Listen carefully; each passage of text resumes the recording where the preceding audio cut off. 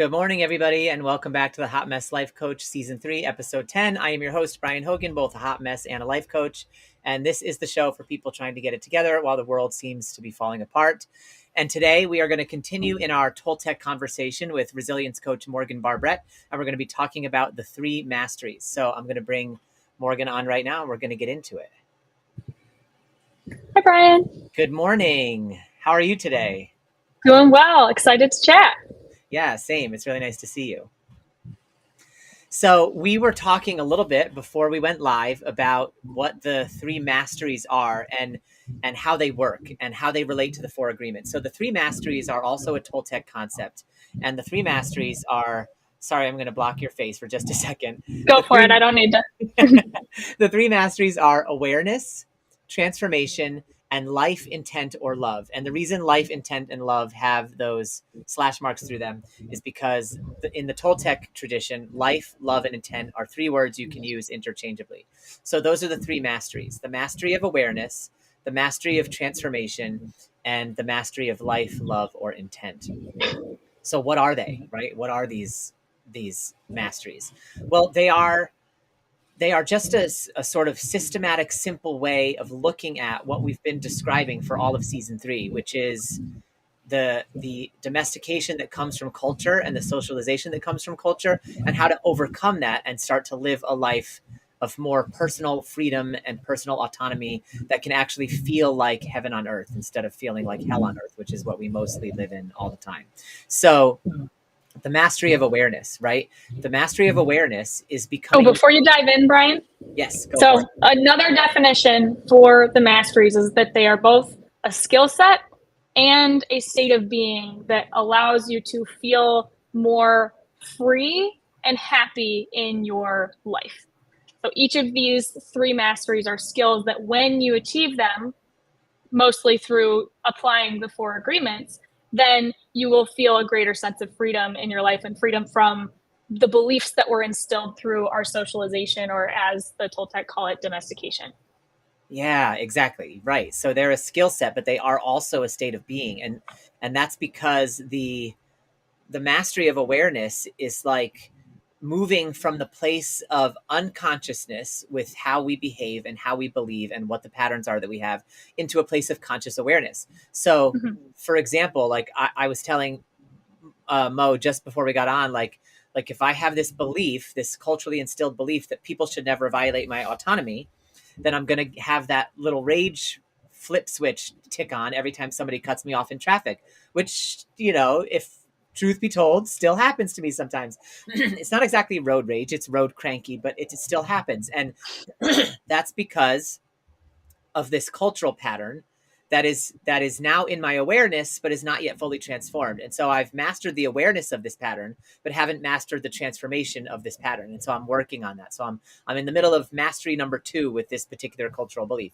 So the point is, like, learning to master your awareness is becoming conscious of the beliefs that we hold, because the beliefs that we hold and the domestication we hold and the stored trauma we hold affects our behavior. It controls our life, it controls our perceptions, and it controls our reality. So if I'm not aware that I have this belief, people should never violate my autonomy, then whenever they violate my autonomy, because I have the belief, it's going to cause me to behave a certain way. I might not even understand why I'm behaving that way, because I'm not aware of which belief has been violated or which boundary has been crossed, for example, right? And so as we master our awareness, the mastery of awareness simply means becoming aware of the domestication, the socialization, the triggers, the patterns that we hold that we don't really know we hold. In the Toltec way of looking at it, these are called the judge, the victim, and the belief system, which is as a whole system called the parasite, which we talked about a couple episodes ago. So becoming aware that we have this judgmental voice in our mind that says, you really shouldn't do that, or, ooh, do you really think that's the best way to go about it? And then becoming aware of the victim in our mind that says, oh, I fucked that up, or oh, I screwed that up, or oh, I did that wrong, or I'm never going to be enough. Like those voices, when we don't have awareness over them, they rule our life. We think that voice is us. We make a whole identity out of it, and we live in suffering, and we live unconsciously in suffering because those voices aren't necessarily kind voices. The impetus behind them is coming from a place of love. Those voices are trying to keep us safe, but they're doing so in a very dysfunctional way, in a judgmental and victim-y way. And what they use to do this is the belief system. So if we become masters of our awareness, we become a master of realizing and noticing when the judgmental voice is talking. We become a master of noticing when the victim voice is responding. And we become a master of noticing what are the belief systems that these two voices are using as a sledgehammer to bash us with. That whole entity is the parasite. So I'm gonna try to like add a visual because I'm kind of a visual learner to help describe what like this parasite or like the belief system in our minds like looks like. I don't know if you've seen the Pixar movie Soul. Have you, Brian? No, but it's funny because I'm watching that tonight. You okay, well you're gonna see it then. So there is like this soul character who's looking for their spark or their purpose in life, and there's a scene where after they have experienced I guess being out in the real world and has received criticism from other people, where they kind of go into a dark place where there's this like shadowy figure, a bunch of shadowy face figures that like hang over them and say things that are hurtful. And some of those things are judgments, some of those things are like you're not enough, etc. But all the words that have been said are things that were learned from other people or other characters in the story that then affect the way that this soul sees themselves. And so when we get socialized, when we exist in the world, we receive messaging from every corner of our existence. But if we don't have awareness, we will have a hard time separating that dark, shadowy figure, that parasite, that judge, victim belief system from the truth about who we actually are. Yeah, exactly. Excuse me. That's a beautiful visual because it is. It's like the Toltec call it the fog, the smoky fog, and it's like, and they also use the word metote, which means like the marketplace of voices in your mind, which Mm-hmm. is, and so I this visual that you're painting of this sort of shadowy thing that gets in the way of us seeing clearly. That's Mm-hmm. exactly what it is, and mastering awareness is seeing through that and starting to see more clearly. Yeah. The example you used earlier was like beliefs about like women. Like somebody might think that like women aren't as strong as men, or women aren't are naturally submissive or whatever. All these things are made up by culture, but if we internalize them, which we can't really help but internalize them because those are messages that we may receive over and over, whether we Mhm. like it or not. Until we can see that fog, until we become aware of the fact that this is all made up and that doesn't actually mean anything about who I am, then we experience suffering because of it. Yeah, exactly. And I'm glad you brought that example back up because this is what Mo and I were talking about right before we went live. And so becoming aware of, okay, I have this cultural belief that women are supposed to be submissive to men, for example, like that cultural belief is everywhere, right? And so if you don't know you have it, then you're just going to most likely automatically behave in a submissive way. Once you know you have that belief, you can start to say, that doesn't resonate for me. That doesn't feel true. And you're going to start behaving in a way that's more in line with your true nature, more in line with you feeling like an equal, or maybe even feeling superior. Who knows? Because some men are bullshit. You know what I mean? Like, so like there's a room then when you become aware to start having a transformation. And so once you learn awareness and you master awareness, and so you know categorically women are not meant to be submissive to men, that's just culture, then you've mastered Mm-hmm. your awareness. But just because you've mastered your awareness doesn't mean you've mastered your transformation. And so suddenly you may find yourself in a situation where you're behaving submissively in front of a bunch of men, or you're thinking to yourself like, oh, I'm not going to be able to do that to the same strength that the men just did it, or whatever the unconscious pattern is. And when you notice that pattern creeping up, that's the reason you're able to notice it, is because you're mastering your awareness. Then what you do is you start to master your transformation, and you don't just become aware of the pattern, but you behave differently in the situation. So to bring this to a concrete level with me and my road cranky, for example, as I become aware that I have this belief and no one is supposed to cut me off, I notice it when when people cut me off and I feel road cranky, and then I notice myself feeling road cranky, and then I notice the judge being like, "You're supposed to be a spiritual person and a life coach. You're not supposed to get road cranky." And then the victim says, "You're road cranky. You're a bullshit as a life coach. You're hogwash. You know what I mean? Because you get road cranky and you preach about it, spiritual enlightenment, but you're not enlightened." Da, da, da. So that's the judge and the victim right there, and they're basing all of that off the belief system that I'm supposed to defend myself when people violate my autonomy. Okay, fine. So now I'm aware of all that, but what do I do with it? So what I have to do with it is tiptoe into a new pattern of behavior in order to transform. That moves fluidly from the first mastery into the second mastery. There's not like a hard line between mastering awareness and mastering transformation. It's a spectrum. And so as you become more and more aware and you master awareness, you transform more and more, and then you master transformation. And what that looks like is having the car pull out in front of me and me go, and then stop. And we talked about this in the previous episode and go, okay, maybe there's a pregnant woman in the back seat of that car and she's trying to spit out twins right now. And so that guy is rushing to the hospital to help that along. And like, who am I to get all upset that they cut me off in traffic when they're trying to push out twins or triplets? You know what I mean? Or who knows what's going on back there? Like, it could be anything. And so that deciding, okay, I'm going to be aware of the pattern and I'm going to try to calm down in this moment. And I'm going to try to think the best about the situation in this moment. That's moving just from awareness into transformation. But how do we do that? How do we do it, right? We do it by putting the 4 agreements into practice. That's the system. That's the methodology. And so when a car cuts me off in traffic, I go from assuming they're a worthless piece of crap, dipshit, asshole, to assuming instead that they are a loving husband and father trying to protect their wife and children and rush them to the hospital where they will all be safe and live a Brady Bunch happily ever after existence. That if I stayed in my old pattern, I would have gotten in the way of, and I would have cursed them for. And now instead, I can calm down and love them for it because I'm deciding not to make an assumption, and because I'm deciding not to take them cutting me off in traffic personally. Both things. Yeah, which is 2 of the agreements. Exactly, which is 2 of the agreements. Thank you. Yeah. Mm-hmm. And then being impeccable with my word, which is saying to myself in the car in that moment, hey, it's okay that you judge them for a second. You're learning, Brian. You're growing. Chill out. Mm-hmm. You're not hogwash. You're a life coach, and you still have to coach yourself too.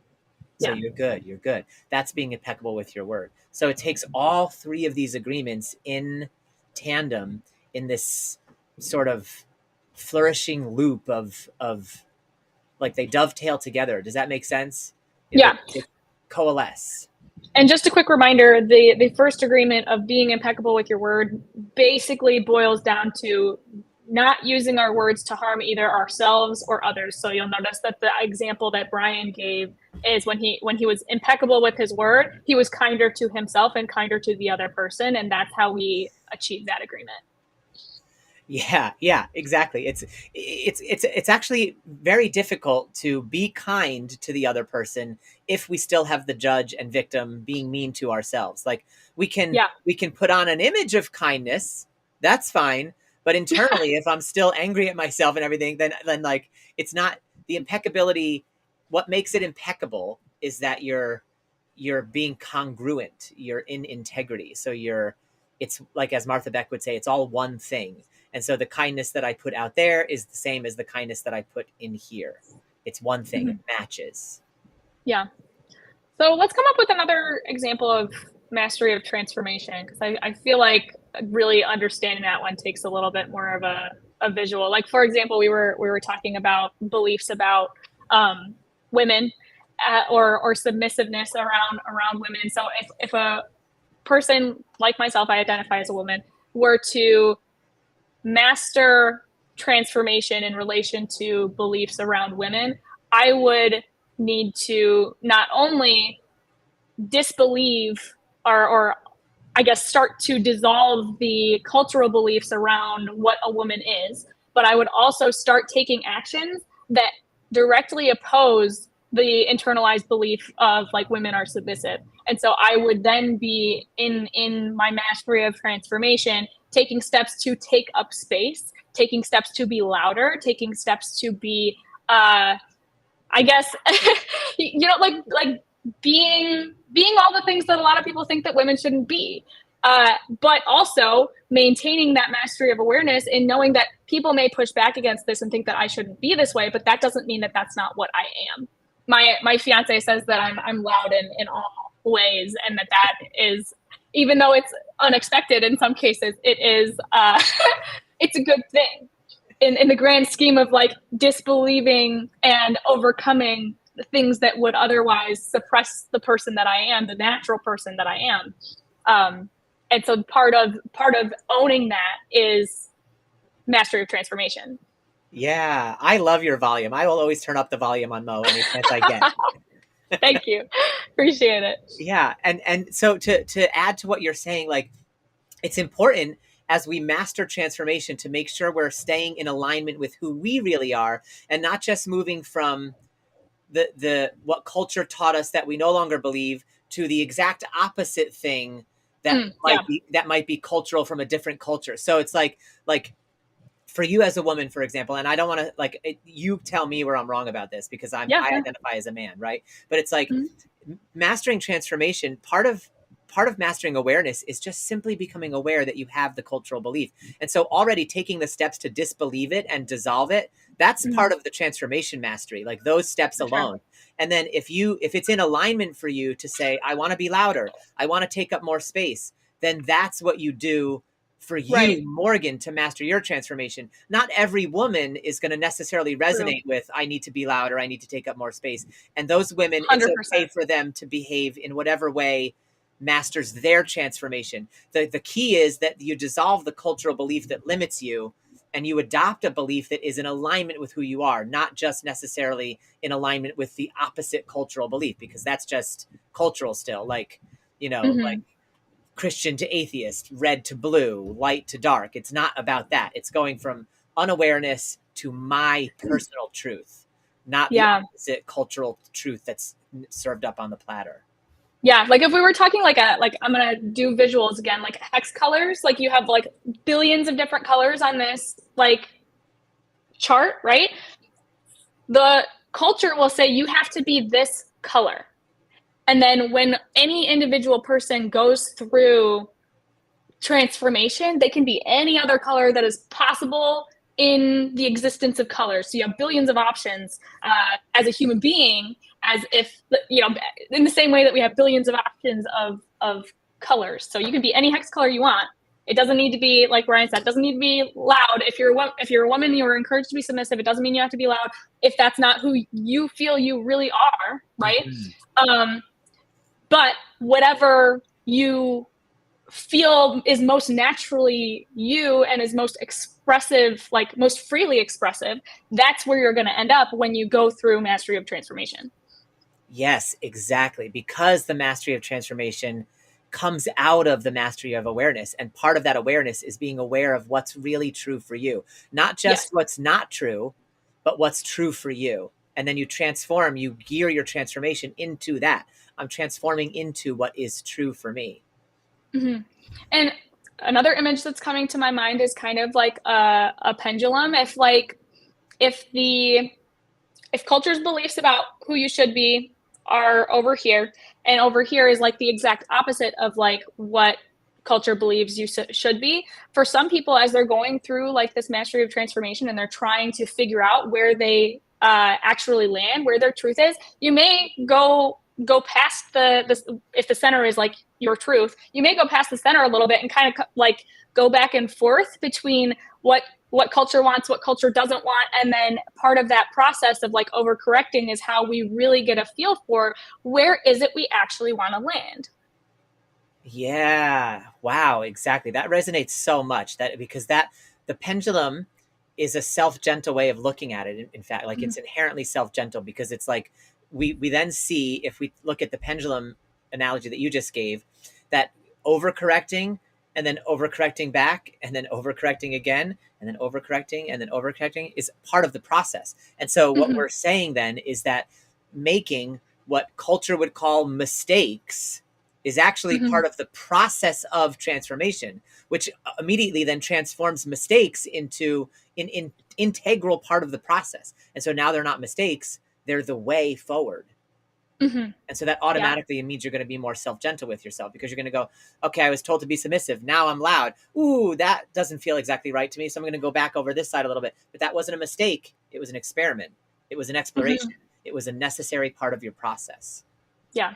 Yeah. It's data collecting. It is an essential part of figuring out who is it that I actually want to be in this life.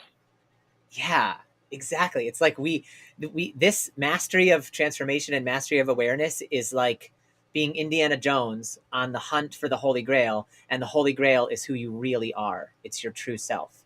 And you have to Mm-hmm. go through all kinds of misadventures to get there, and some pretty bad sequels. You and your story theme. I love But it. then you get there. But then you get there. You know what I mean? So Exactly. Okay, so we should move on to the third mastery. yeah, okay. Well, so the third mastery is, as Mo sort of helped me conceptualize and realize when we were talking pre-show, is what happens to you when you master awareness and when you master transformation. It leads you into the mastery of life, love, and intent. If you are mastering your awareness and mastering your transformation, you are mastering life. You are mastering love, and you are mastering intent already. It's not like after you master transformation, there's this next third thing to master. Once you Mhm. master transformation, you are transformed. You are aware. You are a master of your life.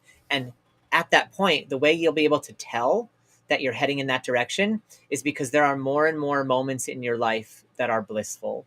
There are more and more moments in your life that feel aligned, that feel peaceful, that you feel free, internally free. And Yeah. it doesn't mean free like financially necessarily. I'm not talking about that. I'm talking about the internal freedom of knowing I am aligned with true beliefs, with things that feel true for me, and I'm no longer trapped by culture.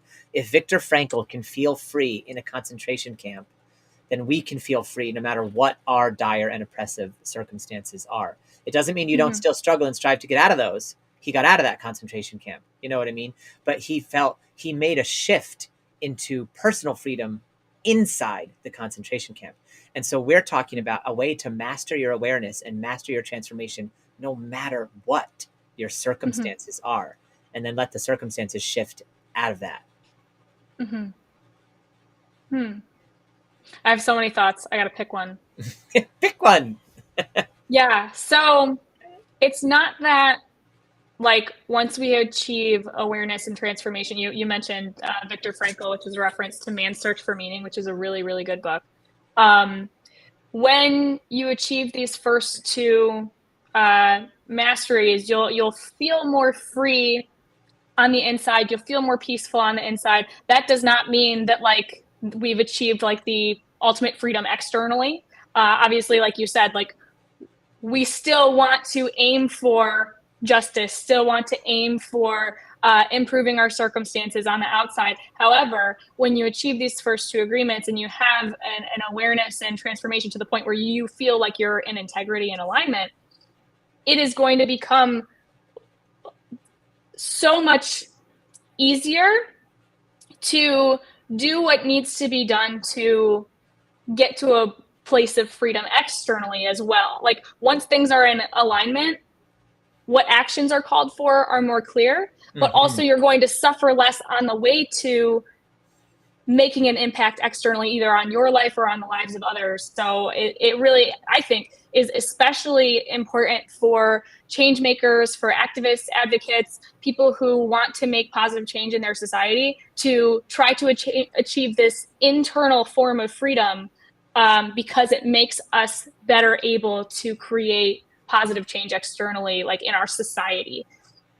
Yeah, exactly. I got chills when you said that. It's so right, because it's also like a living by example thing. It doesn't We don't need to achieve these masteries before we go be an activist or before Mm-hmm. we go be an advocate. We can do them concurrently.